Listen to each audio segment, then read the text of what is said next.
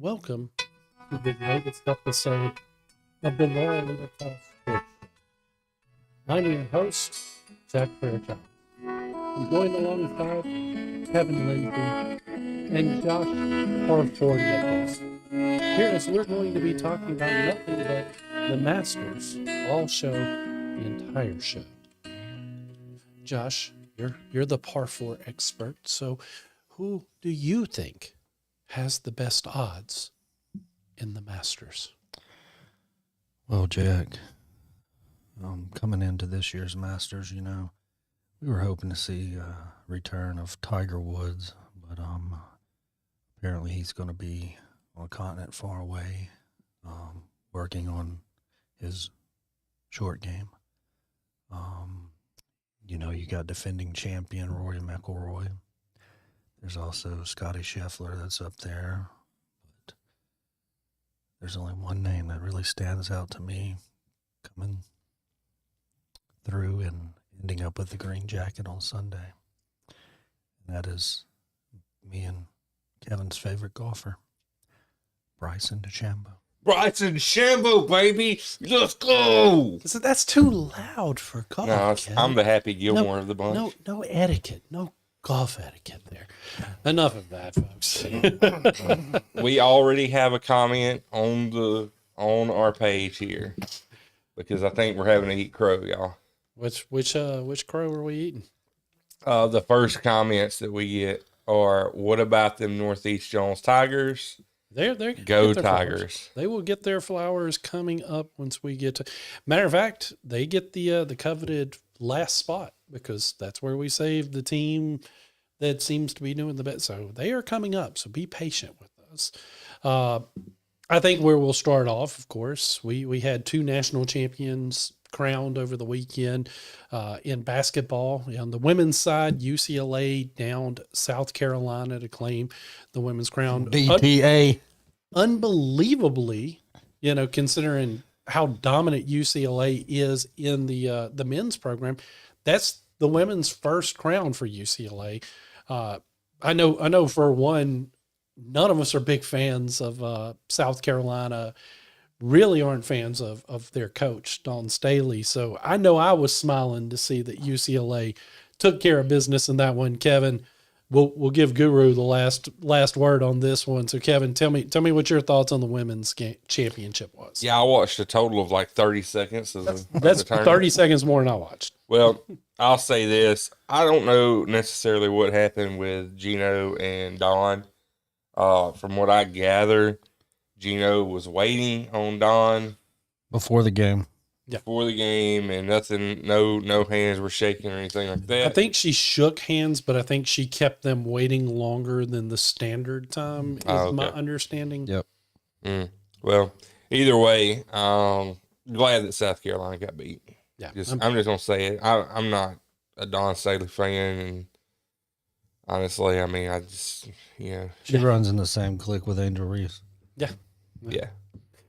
Goo, your thoughts on the women's game? Women's game was glorious. Like you said, UCLA, Coach Close won their first national title, which, I mean, I didn't realize it at the time either, but that was pretty crazy. But yeah, anytime South Carolina women's lose in basketball, I'm happy about that. I've written about it. I'm not going to beat a dead horse. Glad to see Coach Staley lose, and let's move on to the men's, Jackie.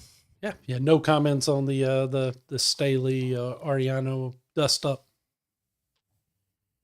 Gino was right. I mean, she disrespected him by, I mean, it's something that is common knowledge. I mean, I don't know if there's previous history there with them, or, I mean, I've seen some of his former players and then other former college players come out and say stuff, and pretty much most of the ones that I read that were positive just said, at the end of the day, it's a tight basketball game. They're both champions. They're both coaches that want to win. It was the heat of the moment, just it just went sideways, and they're both fiery coaches at times. Yeah. I mean, there's no debating that. And, Gino, the only thing I will say is I didn't like Gino coming back a day or two later and apologizing. Screw that dude. I agree with that. You said what you said, and it was for a reason, and just stick by it. I get so sick and tired. And it's not just college; it's pros. It's not life. just coaches. Yeah. It's athletes. It's everybody. And stuff we say on this show in the heat of a debate. Or even off air. I mean, stick by what you say. If that's not what you mean, then don't say it. Yeah. Right. And, I mean, if one of us were to attack the other personally, yeah, maybe after you settle down, you come back and apologize. But just because it was on national TV and you were upset about something that you felt in your heart you had the right to be upset about, stick by being upset about it and just roll on. I agree. And as you said, let's get to the men's game where we saw Michigan win their first national championship since 1989, correct? Yep, beat Seton Hall. 1989. It's hard to believe because, Michigan, I know they had some down years, but they had some good programs in times. Of course, timeout cost them one, Chris Webber. Too soon. It's never too soon. Never too soon to make fun of that moment. But it's hard to believe it's just their second. But here they are. They beat a game UConn team that really and truly they were on. Dan Hurley was on the verge of creating a dynasty. And they had one that had been their third in 4 years. I mean, they're that team that I don't think hardly anybody really thought was going to get that far. But maybe we should stop sleeping on UConn. Kevin, what's your thoughts on? Did you watch the men's game, or did you treat it like the women's game and not watch it at all? I was chasing cows in a stringer, and I mean, once I did get home, I wasn't able to watch it. I did catch up, and I told y'all about the YouTube channel where you can catch the highlights. But yeah, I told y'all last week if I had to pick anybody, I was picking Michigan. I thought this could be one of the best Michigan teams ever. If I was to go back and redo my bracket, I probably would have picked Michigan. You definitely want to redo your bracket. Well, yeah, but we'll get to that momentarily. Yeah. But no, I mean, real talk. If I was able to do it, I would probably pick Michigan to win it. Just because once I actually got blown out, I started looking. And I was like, oh man, I really made some mistakes. But no, I'm not surprised. I'm not surprised by this. I know what UConn has done and what they've been able to do, but man, this Michigan team was just good all year. Whenever you look through their schedule and you look what they did, just going back and watching the game closer than what I thought it might have been. Oh yeah, the way UConn kept Michigan in check with their defense and their slower pace of the game, because there was a time there. I know you didn't get to see it. I watched pretty much the whole thing. Where Michigan had stretched their lead to 11 about a little past the midway point of the second half, and you're like, all right, here it goes.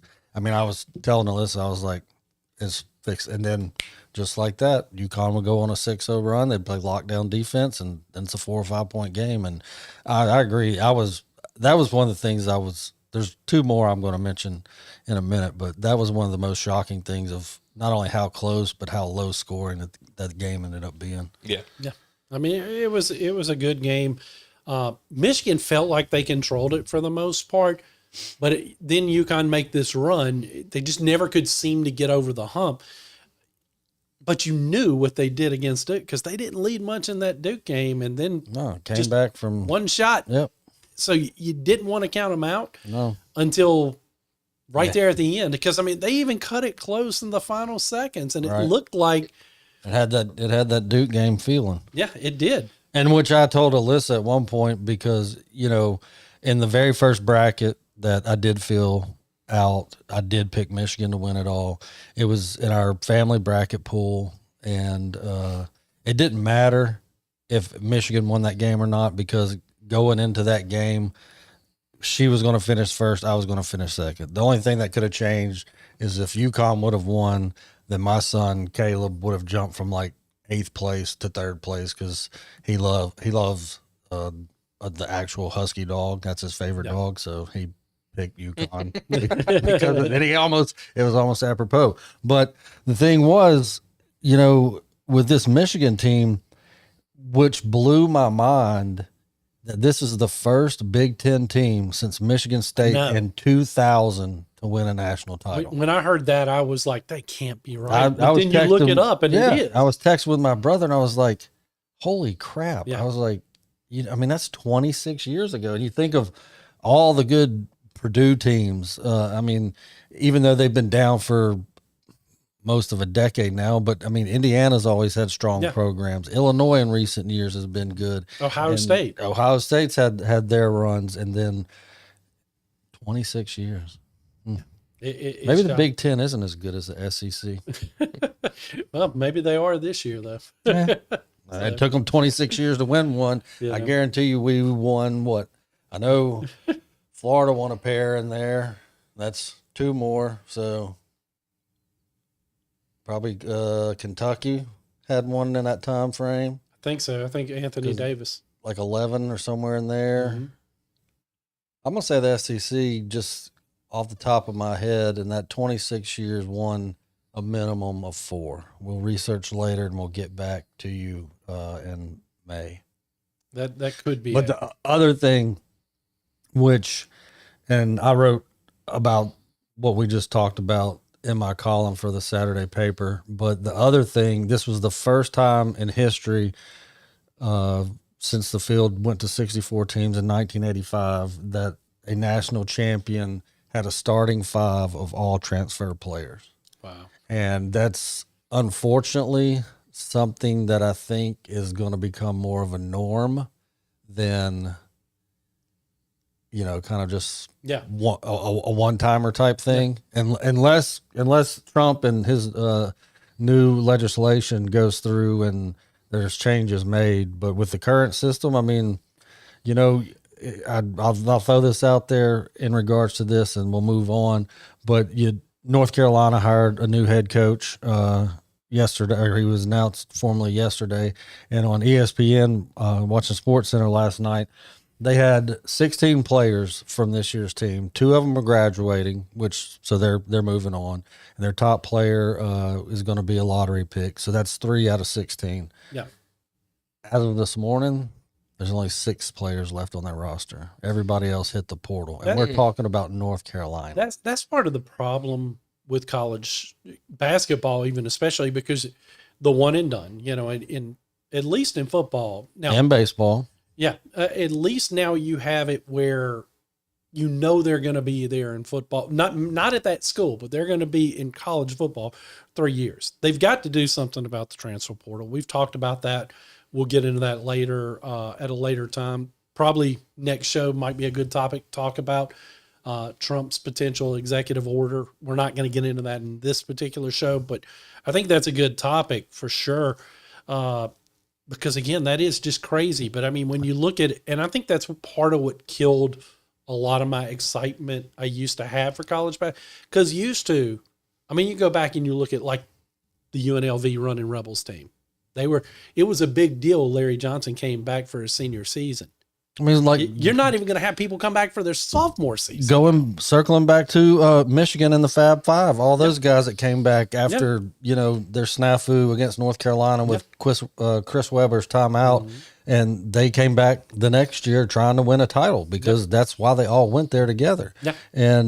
But what blows my mind specifically with North Carolina, you look back just 15 years ago, there were kids that went to Carolina that could have signed, at smaller schools like East Carolina, North Carolina State, and played probably more. But they would go there and pay their way through school, walk on just to be a part of the North Carolina Tar Heel basketball program. Yeah. Same thing with your Dukes, with Kansas, with all your big blue bloods. UConn now. Yeah. Yeah. They don't matter anymore. Yeah. Everybody's chasing a check.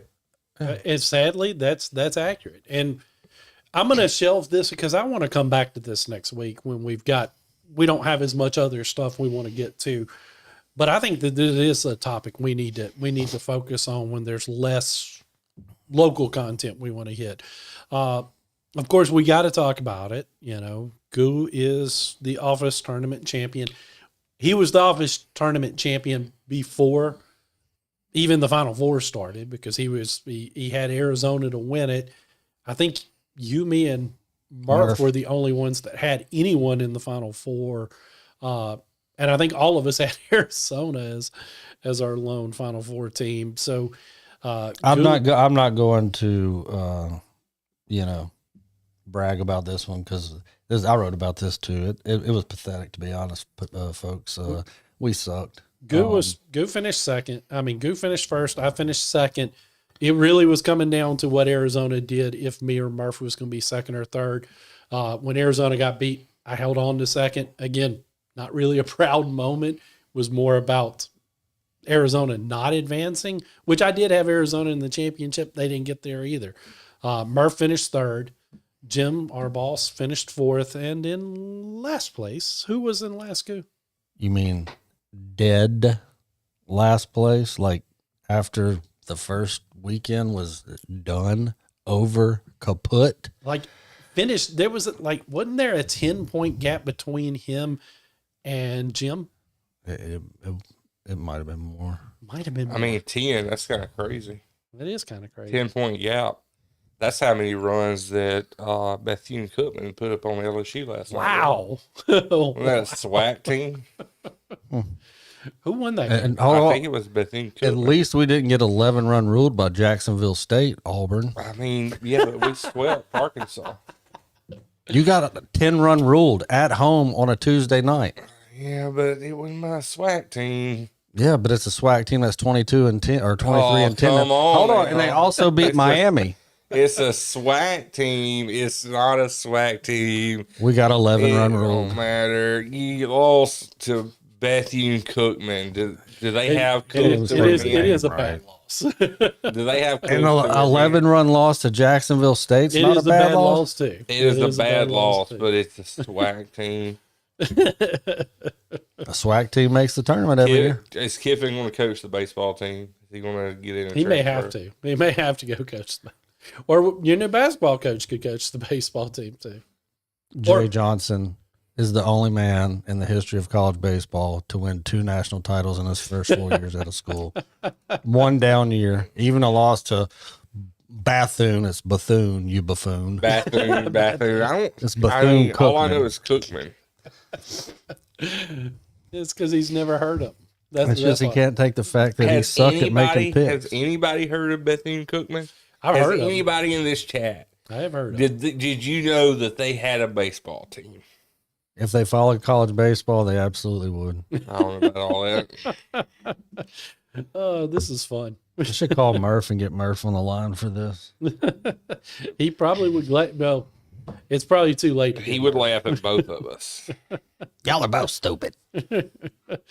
Oh goodness. No bragging from me on winning the office pool. Scored 79 points out of a total of 192, but that was more than double of what Kevin scored. It was. I will, I had 65. I will brag on that. I did have 65, which was Gonzaga and Florida in the national title game. yeah, that was Wow. 4 picks. 4 picks. Somebody else had Gonzaga and I don't know. I don't That know. man, I just- that man puts I his just signature on our check. I'm not saying anything. I don't know what you're talking I don't know what you're talking about either. Oh goodness! While we're talking about college baseball, the big 3 in Mississippi all ranked at the moment in the top 25.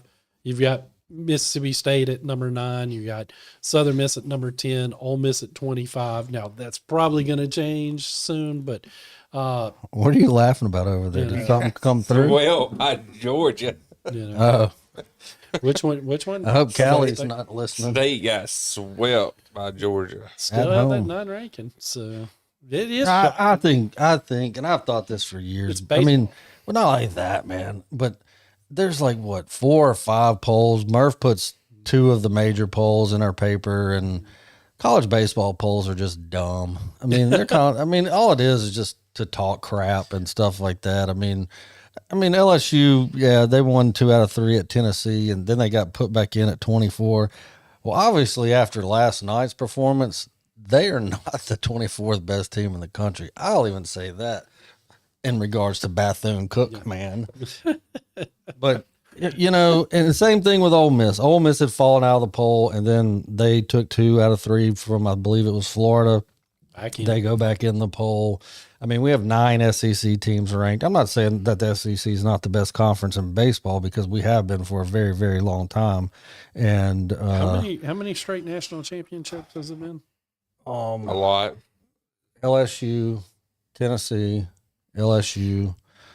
I think 6. I think that's Dating back to the year, because Vandy in 19 won it. There wasn't one the COVID year of 20. Then 19, Mississippi State 20, when their 21. flu COVID. Yep, State and Ole Miss. 23, 24, 25. Yeah, it is. It would be, yeah, because you have Vanderbilt, then you had State, then you had Ole Miss, LSU, Tennessee, LSU. 6 straight. I mean, crazy. Not in any other sport have we seen that. No, it's pretty. Not lately. You know, so yeah, I mean, it's hard to argue against the SEC in baseball. I mean, they've had a standard. That doesn't mean it'll go on this year. That doesn't mean it won't. But they've had a standard. I wouldn't bet against them. I'm just saying, we know it's proof that there's a standard there. So I mean, congratulations for now. I agree with you. Rankings are, even in football, some of the polls just get a little silly at times. Really and truly, I've always said, now we're at the point in the baseball season where I guess you can start looking a little bit because we're getting closer to postseason. But I've always maintained maybe we don't even really care about polls until we get closer to the playoff, especially in football. Maybe wait till you get to the only polls that really affect anything in the 3 major sports, football, baseball, basketball, is the power rankings. Yeah. That especially for football and the at-large selections in basketball and baseball, they don't look at whoever the USA Today or ESPN poll ranked and where they have them. They go by the matrix, the power index, their strength of schedule, all these other. I mean, and how many of these West Coast, Northeast voters are watching SEC baseball, or vice versa? How many SEC writers are watching, UCLA baseball? I mean, it's probably not many. I watched Oregon baseball last week. Who they play? Are you a poll voter, Kev? I could be. You could be, but you're not. I could be, though, but I watched Oregon. You'd probably be more qualified than a lot of the poll voters, is the point I'm making, because you actually watched Oregon.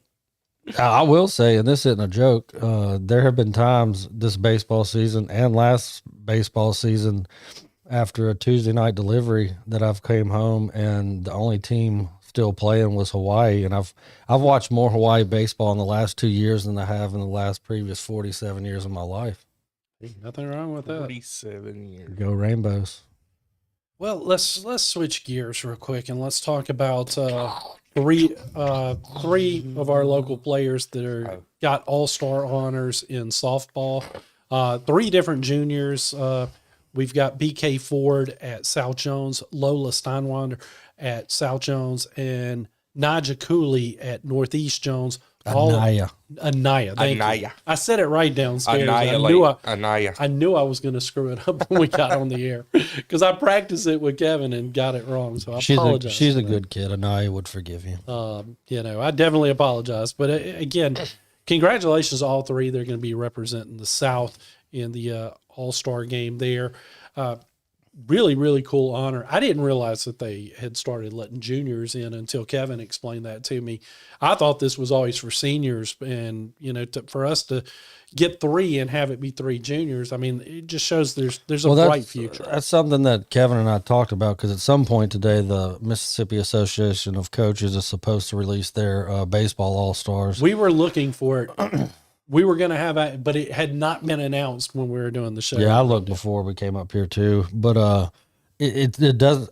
If somebody could explain it to us, we'd like to know, because correct me if I'm wrong, Kevin, for softball, they don't have a game for senior players, correct? I don't think so. It's just the rising stars, which is the juniors. And then don't they have it also for underclassmen? Don't they have? I don't know how. There was something. I know they have 2 different rosters, because I remember looking. The rising stars, and it's 1, 2, 3. Then 4 through 7, 4, 5, and and 6, 6 and 7. 6, 7. Every time. It's so cringe. Congratulations to those three. We look forward to seeing what they're going to do. Let's talk a little bit about our softball teams. We talked about it last week. We know where pretty much everybody stands, but there's one big shocker that we'll get to when we get to the last team we're going to talk about. We'll start with West Jones, 13-1, 4-3 in Region 3-6A. They are currently third in the region. It looks like they're going to be pretty safe. They don't have that many games left. They've got one more against George County, I think it is. Yep. And then 2 against, I believe, Jim Hill. And they should be able to beat Jim Hill. That's why I say that they should be pretty safe. Yeah, I think they're locked into that third spot. Yeah, I don't think they can do any better.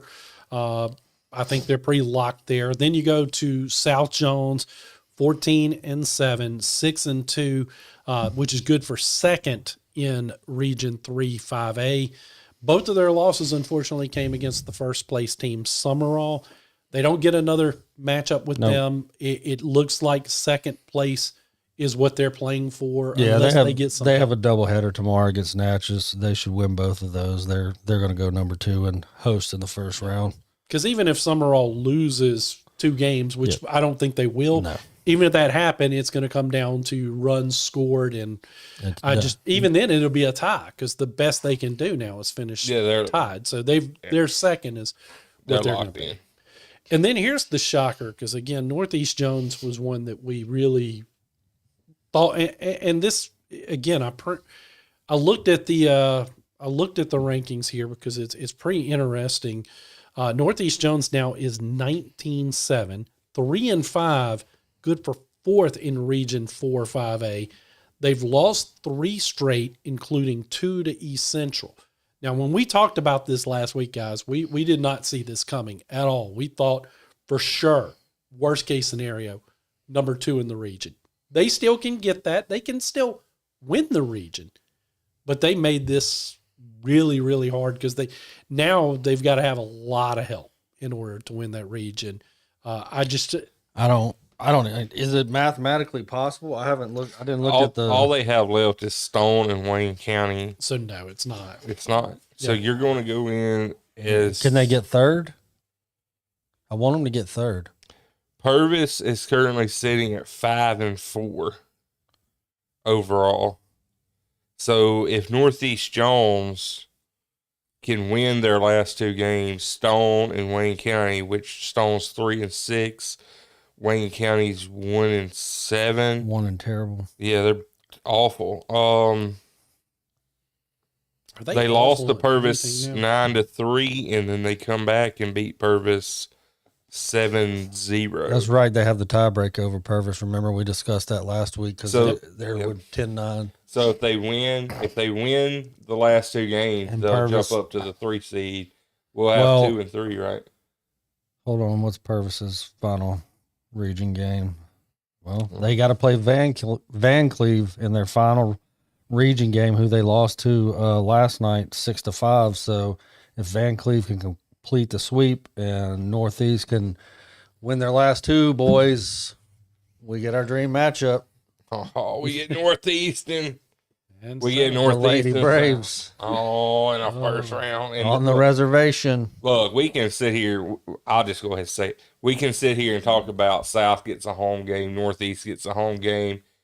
There won't be a home game. No. You may as well just say it's going to be a neutral site because it's going to be split right down the middle, I think. Look, we definitely want to see it. It guarantees us somebody in the second round. And let's be honest about Northeast Jones. They're in a very, very, very difficult region. So while we're shocked because of where they were, if you look at that region, I mean, finishing third in that region, there is no shame in that. And even finishing 4th. I mean, it was something that Coach Nancy Brashear told me, going into the season this year was, once they got into region play, it was going to be basically a crapshoot. And I mean, if we went back and asked her, I think she would tell us that it's gone a little bit different than what she thought, because we thought several of these coast teams were going to be just a little bit more above and throw Purvis in there. But I mean, that 1 through 4, I mean, they're within a game of each other. I mean, it's anybody's region still. I mean, Northeast still with a chance to go third. But I mean, for the Lady Tigers, you just win your final 2 just to make sure you get in the playoffs, and wherever you finish is where you finish. And you know what's funny about it? Northeast and South played this year in the regular season. Northeast won 2-1. Yep. I think if we get that matchup, I think we're going to see possibly a 3-game series with every game being. There's just so many little game. stories in there. Madison Rayner coached as an assistant at Northeast Jones before, like, as she was getting her start. Like, there's just so many little stories. Sprinkles. Like, most of the girls know one another. They've played on the same T-ball teams growing up. It's county versus county, Yeah, so it's what has to there's happen. so many like little stories in there that's really cool.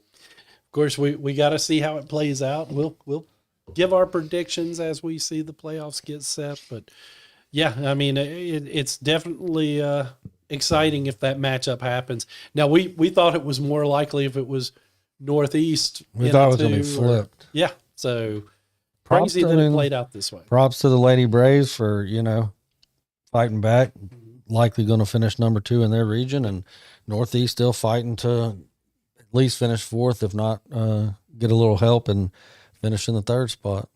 Now let's go to our baseball chat because we're getting close to the playoffs there as well.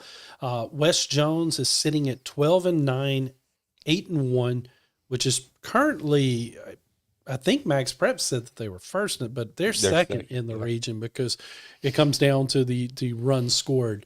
They beat George County 1-0. George County beat them 6-0. So the runs go to George County. So they're currently second in that region.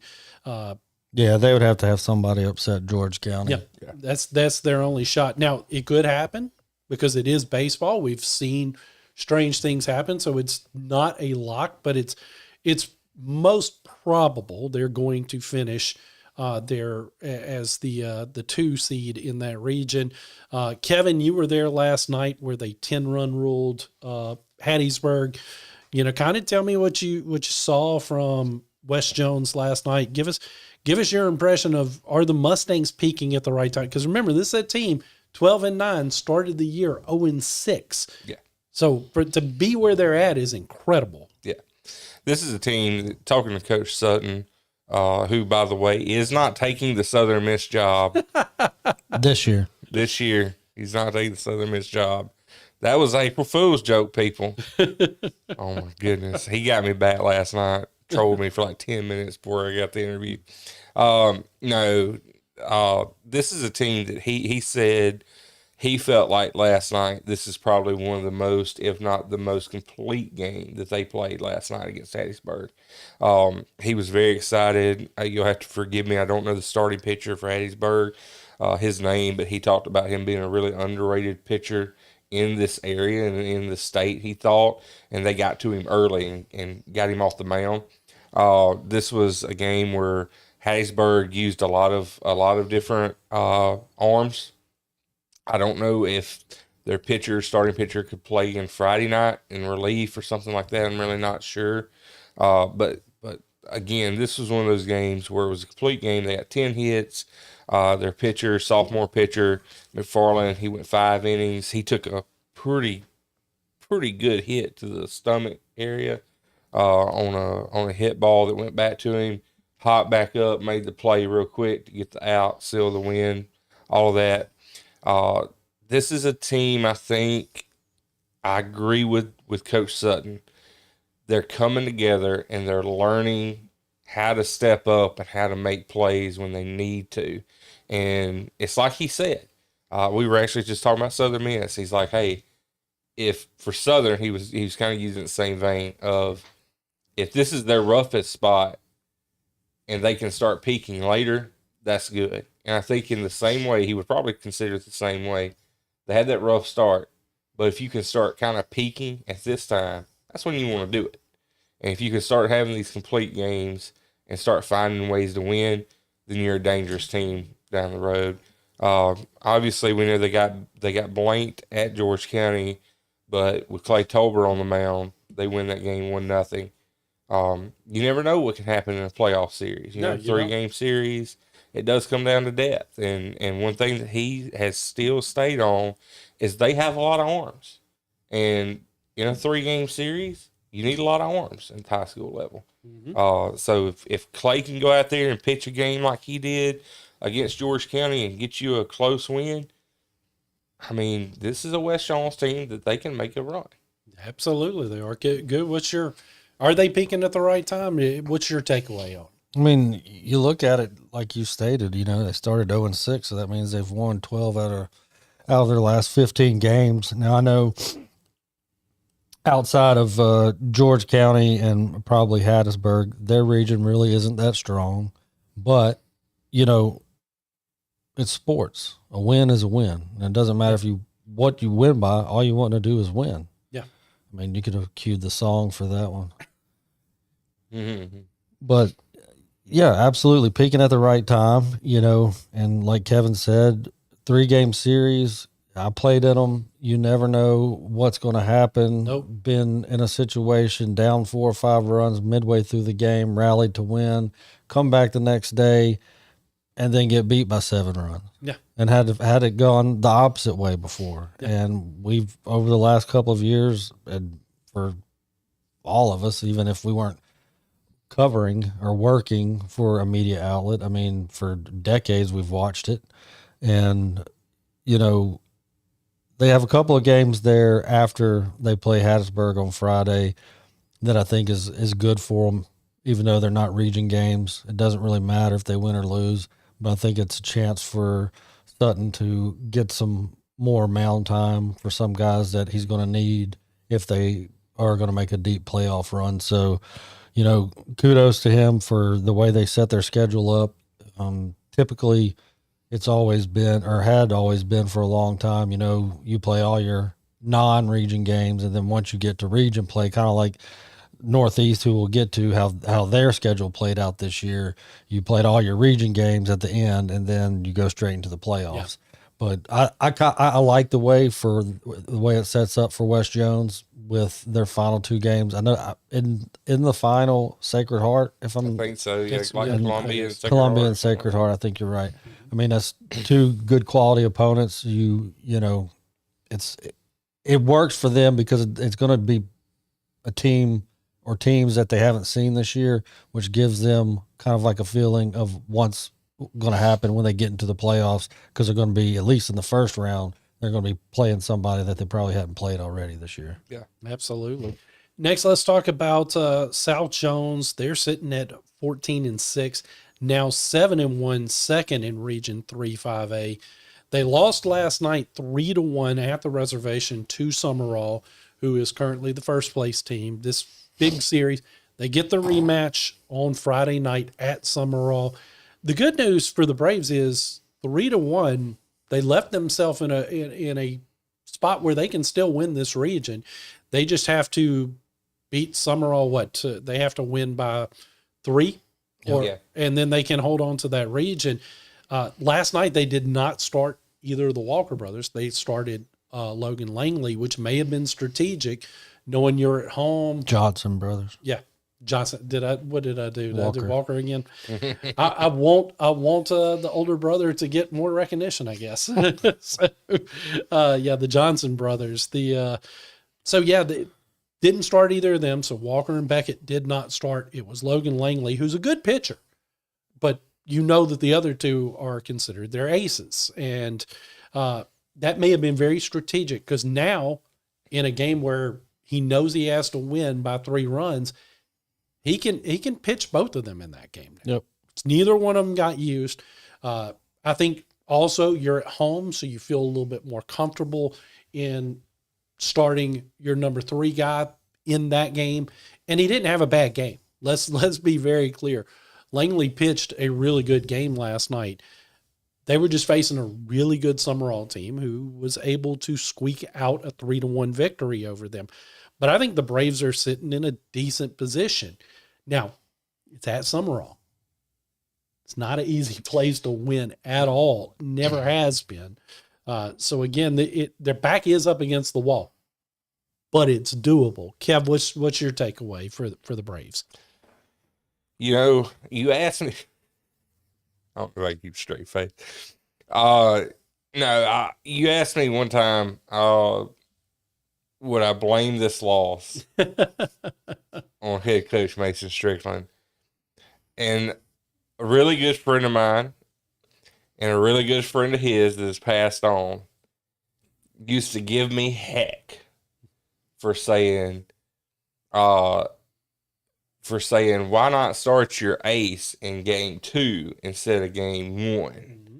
And he was also on that staff at South Jones. He would give me heck. And I just wonder what my friend Madison Manning would think about not starting the ace at home. Now, with that said, I don't know if Walker pitched any last week and just couldn't or whatever. Yeah. I'll say that. But I do think it's funny that happened. I couldn't help but laugh whenever I saw it on Game Changer that the ace didn't pitch. I think that this is a really good strategy, though. I'll be honest. That's where me and Madison disagreed.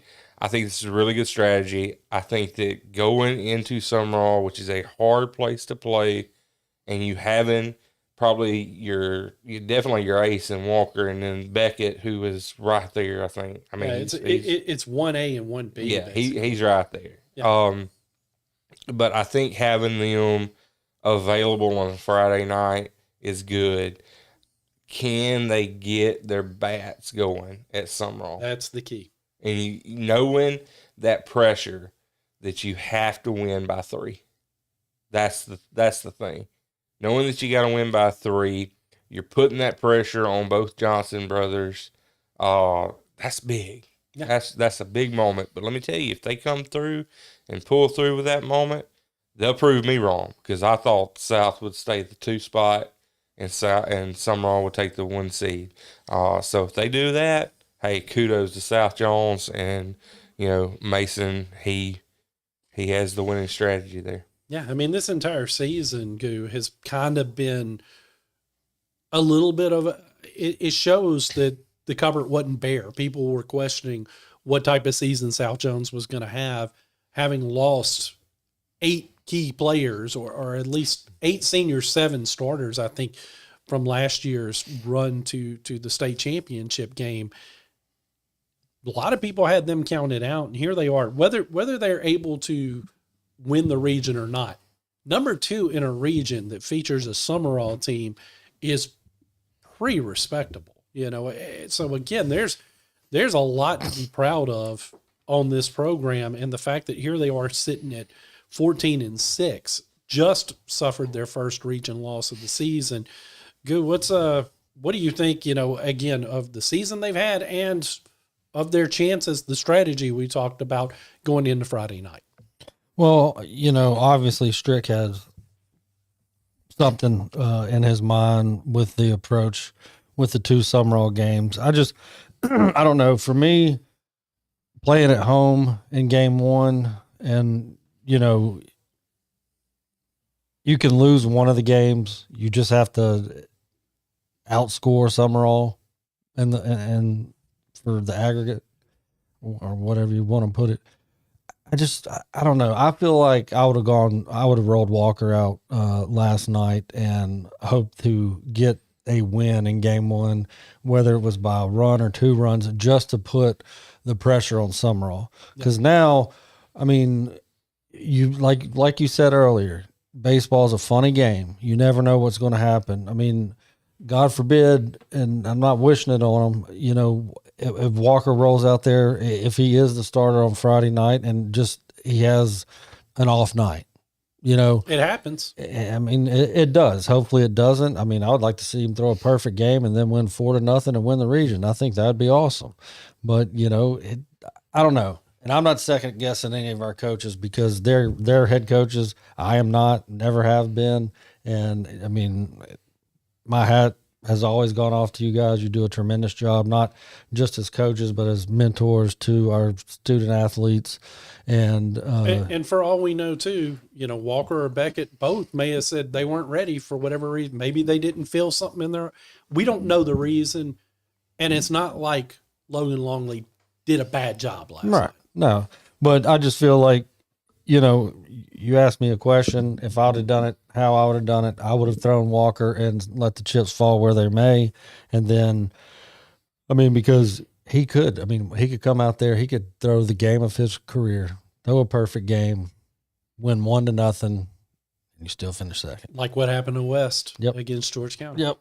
So, it's very likely. but like you said, with everything they lost, we really, as a collective trio, didn't think that there was going to be as much hype around South Jones this late in the season, but they're right there in the battle for first place. There's no, they could go out there, win 3 or 4-0 and take the region and, start with they're going to finish first or second, either way, regardless, and host in the first round. But man, it's a heck of a lot easier to navigate through the baseball playoffs as a 1 seed than it is a 2 seed. It absolutely is. But they did it last year as a 2 seed, so it is doable.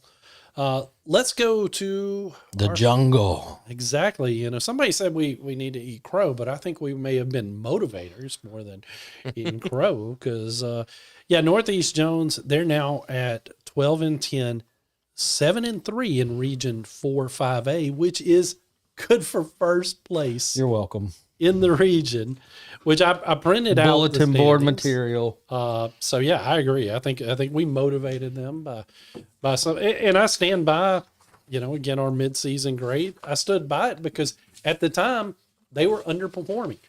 All they're doing is proving us right that we knew that this was an underperformance out of this team because they're a good team. We knew it from the get-go. We knew it when they weren't achieving. Now, this is a incredibly tough region because you've got. It's almost identical to how their region is in softball. Yeah, you've got Van Cleve, who is a perennial state championship contender. East Central, no slouch of a program. Purvis, always in the hunt. And here you have Northeast Jones. They're tied with Purvis at 7-3 in the region, but they hold the tiebreaker currently. They've won 3 straight games, including winning that series over Purvis, which was huge. They beat Stone last night 10-5, and they play them again on Friday and then again on Saturday at home. So they get one more home game as well. Weird how they've done that with this region and have these 3-game series, which other regions don't seem to have that we're covering. But that's a rant for another day. We've talked about that more than once. This team right here is really shown they have heart. They have capitalized despite early setbacks. They're sitting in a good spot, Kevin, to win this region, which, again, last week when we were talking about this, we didn't even think that was an option. But here they are in first place, controlling their own destiny. Kevin, are you going to eat crow and are you going to say that they're going to take care of it and win the region? I'll say this: it's what them Tigers do, man. It's football, it's basketball, it's whatever. Soccer. Yeah. They just grind people. They don't man. quit. They don't go away. They just cornbread fed country boys that just go out there and grind away games, and that's what they're doing here. I'll be honest. I did not think they were going to take 2 out of 3 with purpose. Yeah. I'll be the first one to say that. None of us did. I didn't think that was going to happen. In talking with Coach McKeever, he says the little things I talked about last week. I think it was last week where I said little things snowball into big things, and it's just they stumble over themselves, right? And maybe it was a wake-up call to say we're tired of stepping on our own tail, and we're going to go out here and we're going to correct the little things, kind of like what Coach Sutton talked about. Just have a complete game and play baseball.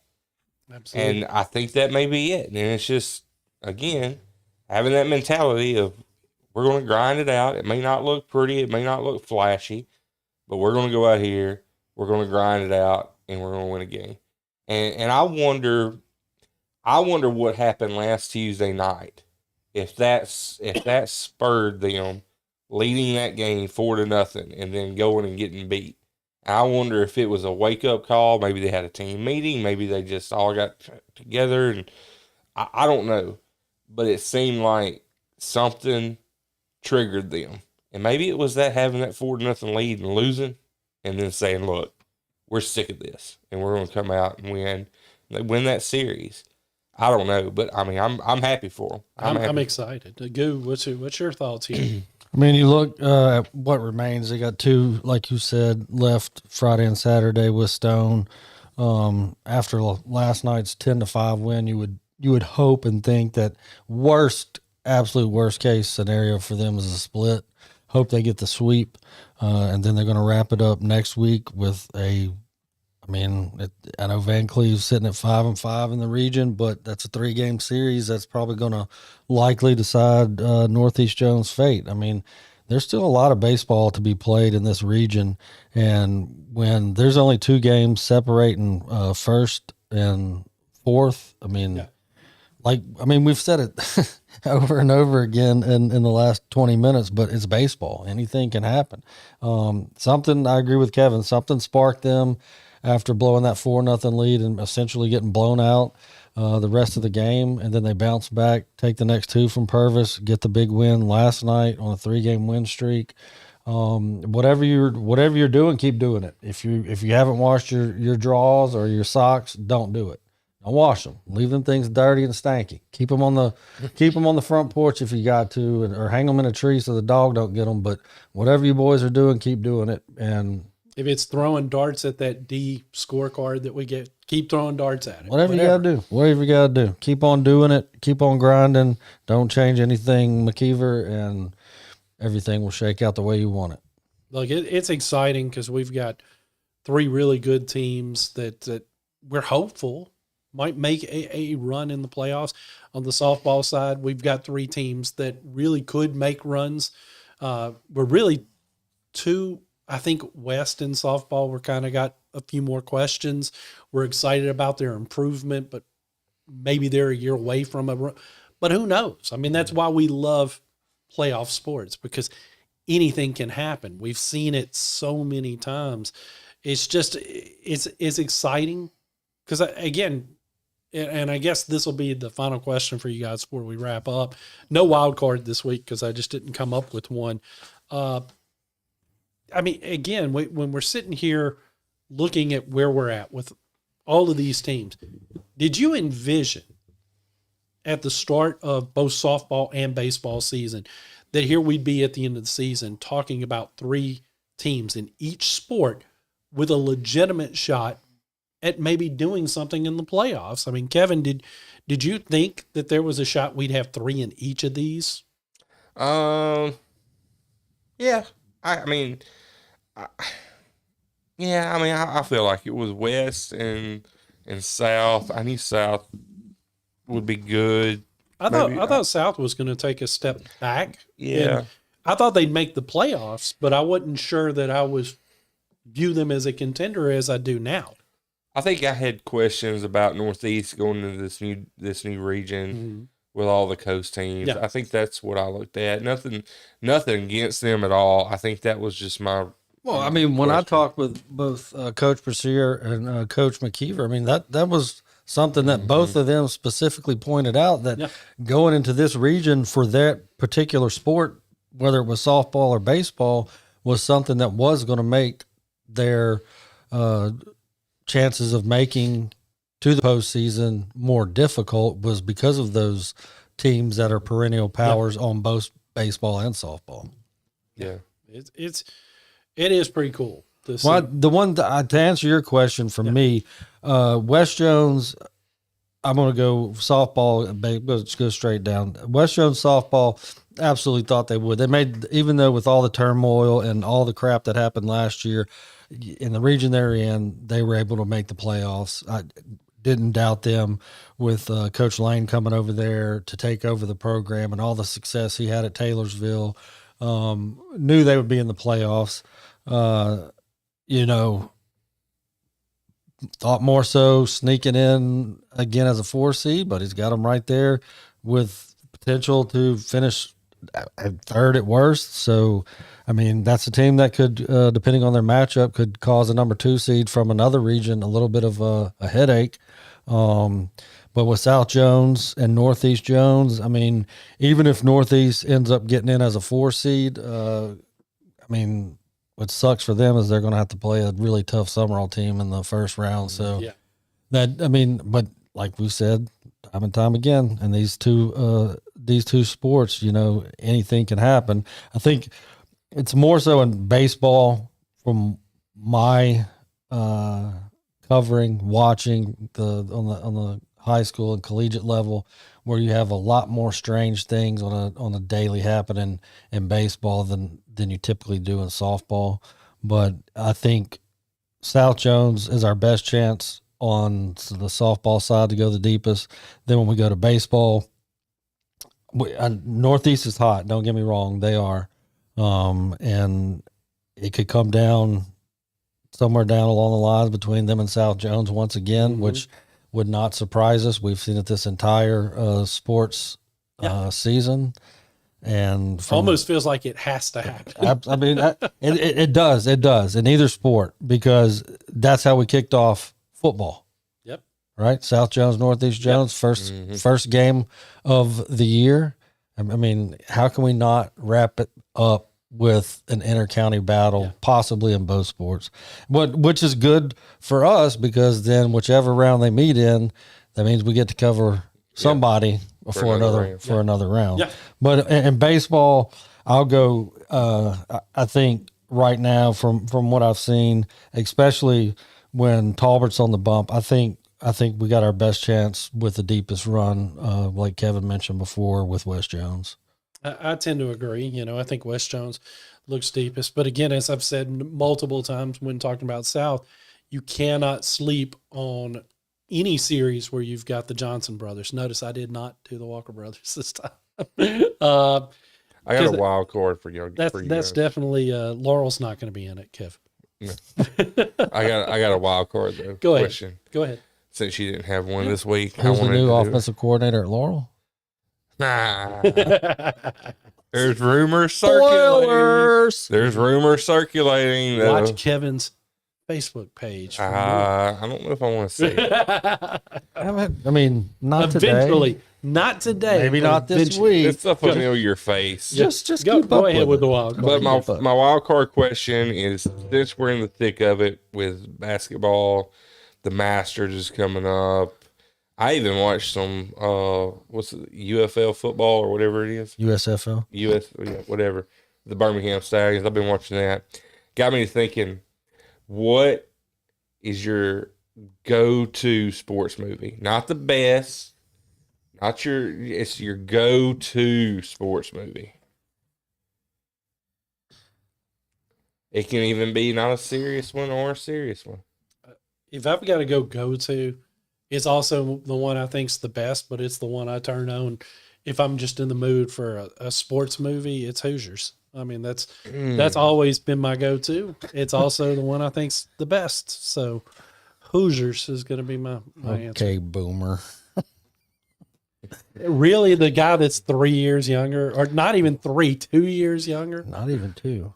So again, yeah, we're months apart. Boomer. I'm not going to argue whether that's the best. It's the best basketball movie. I'll give you that. It is a really great sports movie. I'm a guy, especially with movies. I like comedies the best of anything. They're both football. They're both more comedy than they are serious.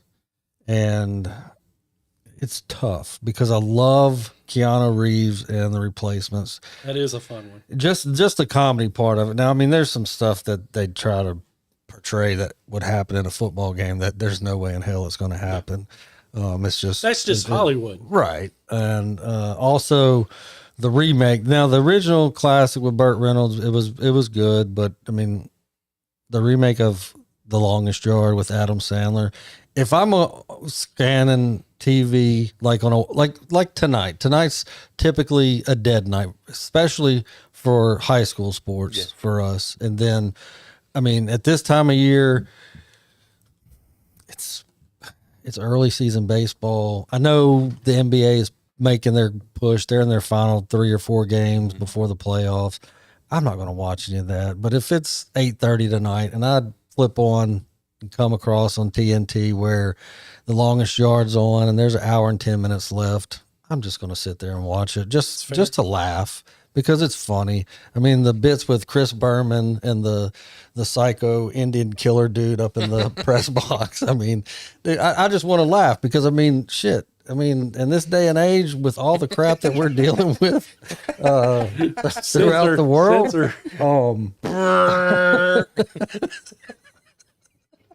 you are the first one.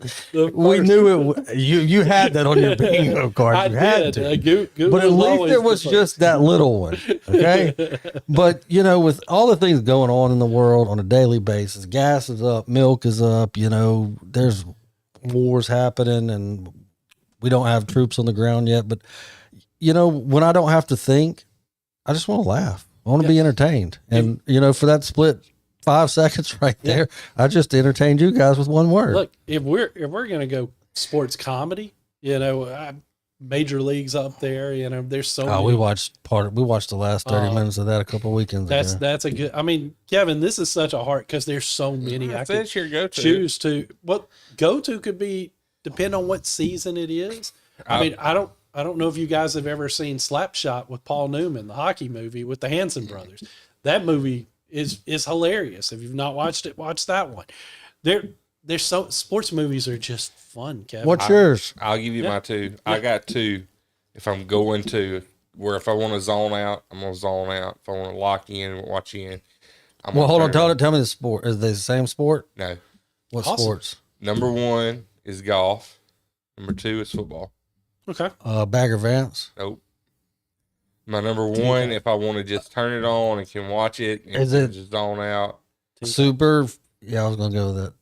Tin Cup. 10 Cup. Nope. It's Happy Gilmore. Okay. Oh, If I want to just zone out and just laugh, First or second? the first one. We actually watched the second one last Pretty week. it's pretty funny. The first one though is the just, first one is superior. Oh, The yeah. second one is. dude, I can quote that movie just and still laugh like an idiot. Looks When like he's down on the somebody got ground closer. and he's like, get in the ball. Don't you That wanna is- go that is home? the fun. Don't you want to go home? Doesn't matter how many times Yeah. I've seen it, still laugh at it. So the serious one, I'm assuming your serious one is next. What sport? Football. High school? Remember the Titans? No. Nope. It's up there though. Friday Night Lights. Yep. Oh, Friday he's Night. told us that before. I forgot. Billy Bob Thornton, Lucas Black. I mean, It's an amazing movie. Now, I actually had a buddy of mine. I mean, this was decades before they even made the book? movie. Yep. Yeah.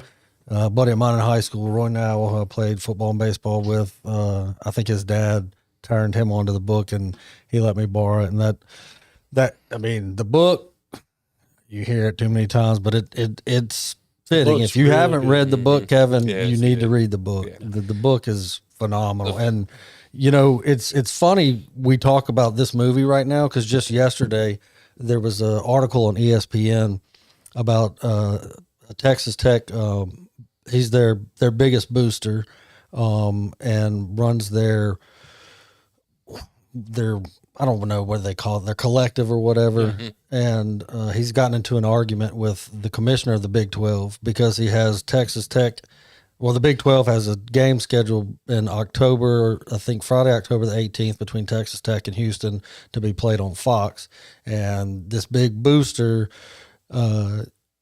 is gotten into a back and forth because he told him, he said, you may be in Texas now, but we know you're not from Texas because Texas is sacred for Friday nights because of high school football. And that being said, that's what you learn from Friday Night Lights, the book, because this was early 90s when it actually took place. 80s, I think, 89. Late 80s. Maybe in 89, I think.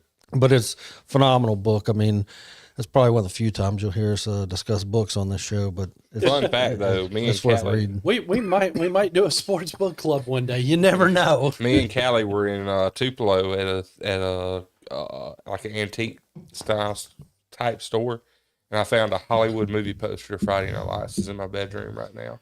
Now, Got it on the deal. Now, all right, Goo, I've got to go back to you because we both gave a funny and a serious. You gave us two. What's your serious go to? Because, I mean, you're a sports guy. So I know, and you already said you like Hoosiers. You know, it can be that one. It can be another one. But what if you have a movie you want to dial in and be serious to watch, what is your go-to sports movie there? Remember the Titans is up there, but because I always wanted to be a baseball player, and this was a movie that my dad turned me on to. It was his favorite, and it'd have to be The Natural with Robert Redford. That's a good one. Good. That's good. That movie. I turned it off right now because it was going to get me emotional thinking about my dad, but when I do watch it, especially the end scene when Robert Redford and his son are out there in the wheat field tossing the ball around, you know, when that scene comes on, that really makes me miss my dad. But yeah, that's really good that's a movie, you know, and even Hoosiers, I would say, even those are 90s made movies, those are movies 80s, 90s, you know, they stand the test of time cinematography wise. You know what I'm saying? Absolutely. That's why I love Friday Night Lights. Yeah. Yeah, I mean, even shot. though it's older, I mean, 30 years from now we can watch one of those movies and especially with the two older ones that are from Hoosiers was what, 60s era, 50s or 60s era? 50s, I think, was and the era. The Natural was a little bit before then, and the way that they were shot, I mean, 20, 30 years from now, we'll probably be able to push a button on the side of our head and just watch it in our face without a screen. But who knows? We can push it on our phone now. That's what I'm saying. So we pretty much have it in our pocket already. Well, what I'm saying is in 20, 30 years, what's the technology going to be like for watching streaming videos and movies and whatever? I mean, you just close your eyes and there's the screen probably. Look, that was such a good question, Kevin, even more than just a regular wild card. Because, I mean, there's so many good ones we didn't even – I mean, you've got Bull Durham. You've got Field of Dreams. You've got The Program. You've got – I can just name off sports movies that Rudy, you know, movies that just left a feeling for you. You know, so I'll throw this Diet Dr. Pepper. It is. Rudy's so overrated, bro. Only if you delve in to the muted. authenticity. No, he doesn't have to be muted. He didn't go that one route that's not allowed. If you delve into the actual authenticity of the character, I get where you're coming from, but just for a feel-good story, and that's all we're talking about. It's the nothing story compares itself. to Johnny Tsunami on the Disney Channel. He's muted. You even talked him out of his mute, and he has to be the antagonizer at times. He does. I mean, he just can't help himself. It is what it is. That's why we're on Team Strick. You know, we're no longer on his team in that feud. So anyway, well, let's go ahead and wrap up. Kevin's got his usuals. What does it say? It's just a reminder of a certain score he brought up at the beginning of the show. But instead he says, "Do you cook, man?" I'm going to cook tonight, man. Oh goodness, Kevin. Won't we see in a few? Well, hold on. Talk about another movie real quick. Give me about 30 seconds. Look, have y'all ever seen For the Love of the Game, Kevin Costner, where he's pitching the perfect game and has his and he's reflecting on a breakup with his girlfriend, and that's why he doesn't even realize he's throwing the perfect game. I think that's an underrated movie. Don't you agree, Kevin? Or have you not seen that one? Yeah, I haven't seen that. I like what was the other one? You're lucky that you better hope we don't play each other in the conference tournament. Cause,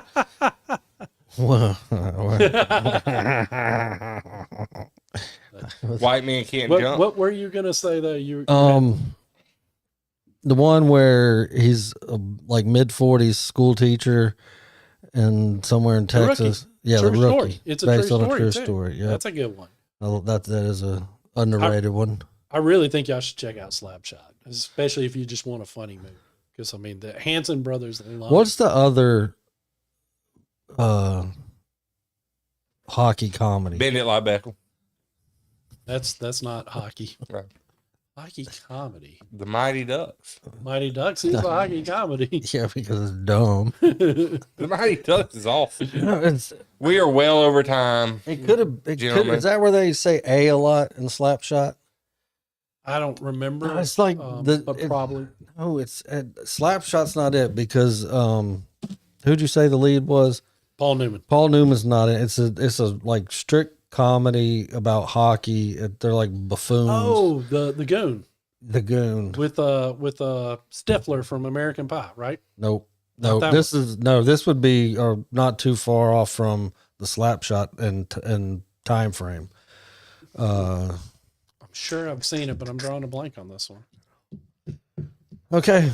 No commenters giving us the answer. Come on, people. What are we No doing? commenters. Everybody's sleeping today? Do we even have anybody? We had They're an quick to American try Pie to say reference. that we need to eat crow over motivating one of our local teams, but can't help us out when it. What comes was to- the American Pie reference? He made an American Pie. Yeah, reference. when I said the Goon starring Stifler. Oh, So, anyway, I think Kevin's already said we're over time, so let's go ahead and wrap this one up.